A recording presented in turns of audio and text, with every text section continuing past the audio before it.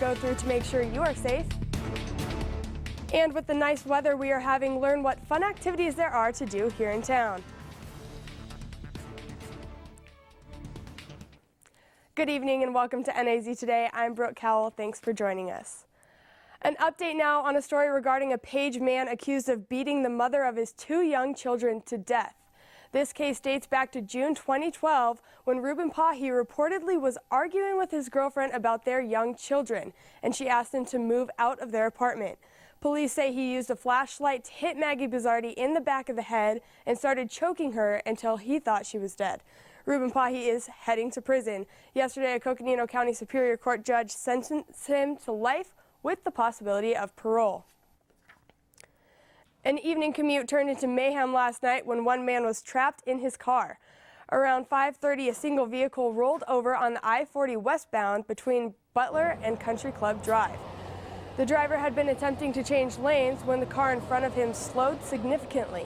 He swerved to avoid an accident to no avail. The driver was the only person in the car and was sent to the hospital, but quickly released with no major injuries. The positive thing out of this collision was the fact that he was wearing a seatbelt, and as we all know, the statistics show that if you're wearing your seatbelt, your likelihood of severe injury collision is much reduced. For example, this very simple collision, if the person wouldn't have been wearing their seatbelt, it would have been partially ejected, we could have been looking at some very serious injuries or a fatality. So whenever we run across something like this, we really try to stress wearing of your seatbelt. Firefighters obviously fight fires, but there is so much more involved with the job. Captain Kevin Wilson fills us in on what goes on behind the scenes with reporter Tressa Tudrick.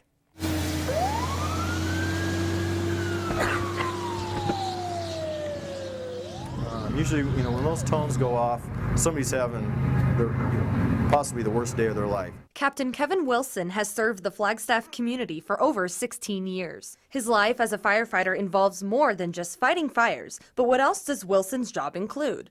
We're here for 2 days straight, and being at this station, we could run anywhere from 20 to 40 calls in that 48-hour period. During that time, firefighters also test fire hoses and their PSI levels, train for 2 hours a day, specialize in operating teams, go on regular fire code inspections, and did I mention check every single fire hydrant in the city? So there's a lot of things that we do besides just run calls. When a firefighter is called out on the scene, he or she has less than a minute to get all of this gear on. So I'm going to give it a go and see how long it takes me. This goes up.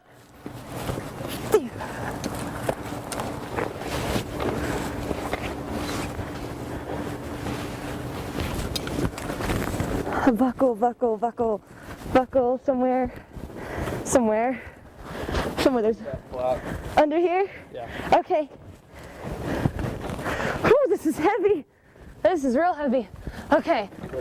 1 minute, all right. 1 minute, 30 seconds. 1 minute 30. Woo. Almost. This close. A Flagstaff firefighter always anticipates the most dangerous of calls, wildfire. The most important thing is my fire shelter. Into a situation where the fire is coming on top of you and you can't get to a safety zone, then your last resort is to deploy this. This is like a giant little pup tent that I'll unfold, they have handles, put it over me, and I lay flat on the ground. Wilson enjoys his downtime, still knowing he may receive an emergency call at any time. Yeah, if we work holidays like Christmas or Thanksgiving, a lot of times we'll have all our families come to the station and we'll just have a big feast on the holidays. But you don't always get to enjoy that dinner because there's still a chance we're going to get called out on an emergency call and we'll have to leave. Being a firefighter is a lot more than just putting out fires and going out on emergency calls. For NAZ Today with videographer Gavin Dunham, I'm Tressa Tudrick. With the beautiful weather we have been having in northern Arizona, there are many activities people can enjoy both indoors and outdoors. NAZ went to the Flagstaff Visitor Center to show people all the fun things we can do as long as the weather sticks around. Well, there's so much to do in Flagstaff right now.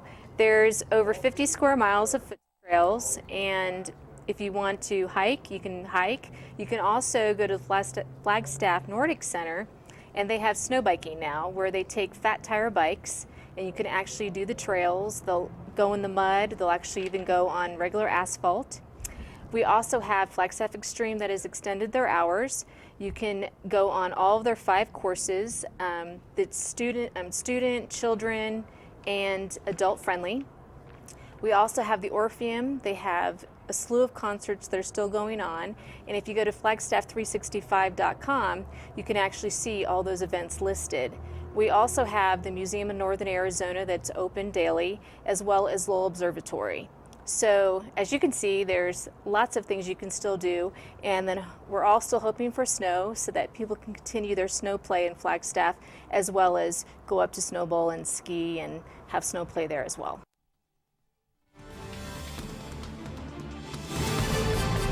When we come back, find out issues facing game and fish.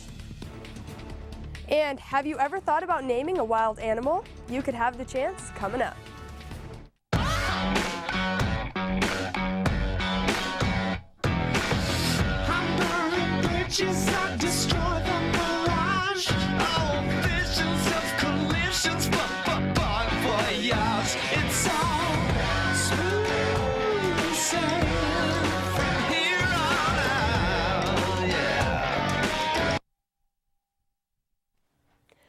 The vote is in, and our city council has decided to open up voting for the county for the regional plan.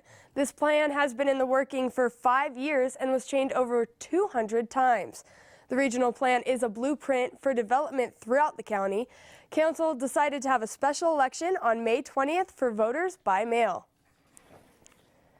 Out of Africa Wildlife Park is asking for your help in naming 2 of their newest residents. Arizona Game and Fish officials recently seized 2 young tigers from backyards in Phoenix and Gilbert.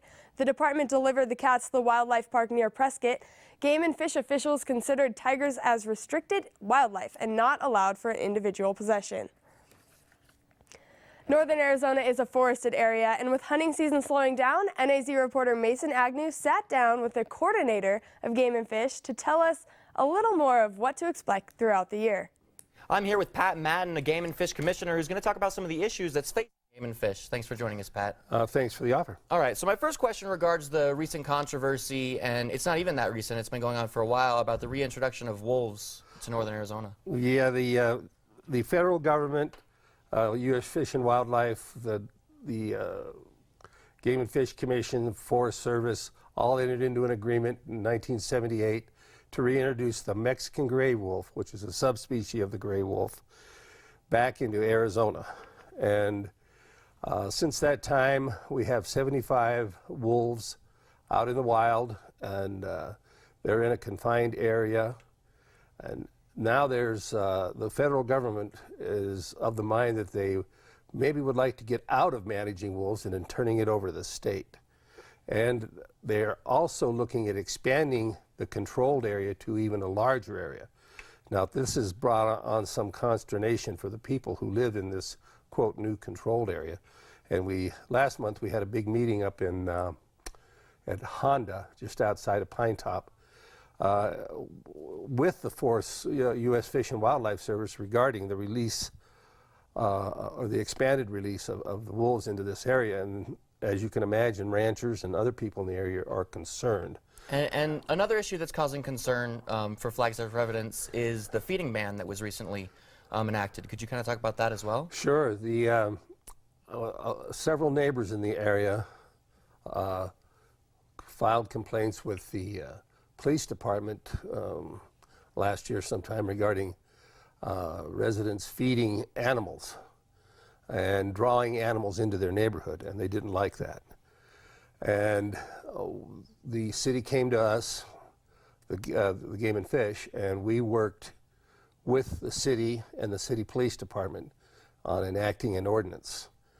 And what our concern is we feel it's detrimental to the wildlife to have them being fed or relying on one human for their source of food. Okay. And then one final question before we let you go. What kind of hunting violations do you normally see as a Game and Fish commissioner?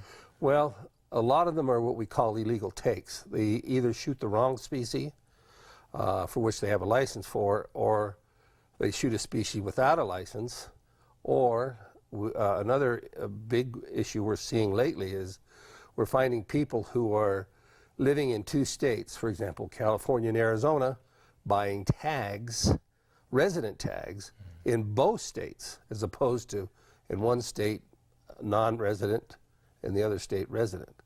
And of course, you know, there's quite a price difference. Yeah. So we check that quite closely. All right. Well, thank you for joining us, Pat, and we'll keep you updated on any issues regarding game and fish in the future. Well, it isn't always sunny in Flagstaff, but there weren't many clouds in the sky today either. And Lee Bourne is here with us now to give us the rest of the weather forecast. Lee, what do we have?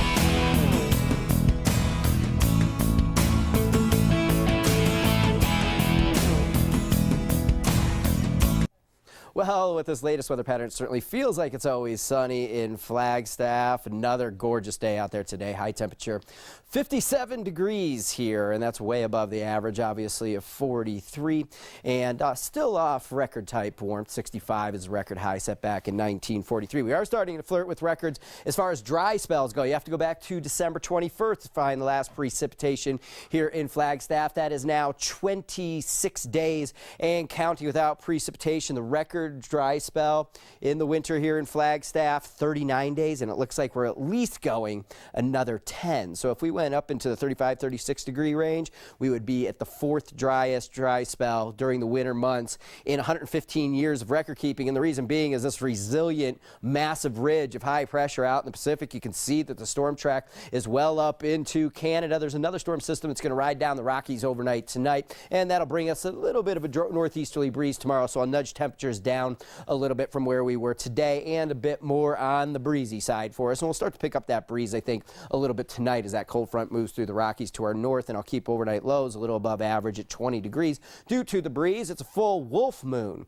out there this evening. Sunset was at 5:38. Sunrise tomorrow, 7:34. 51 degrees is my forecast. It's another sunny day out there tomorrow, and it looks like this ridge is just going to keep on keeping on all the way through the weekend. We're looking for warm temperatures to keep on going right through this coming weekend. Okay, so here's a look at the temperatures for us out there tomorrow and tonight.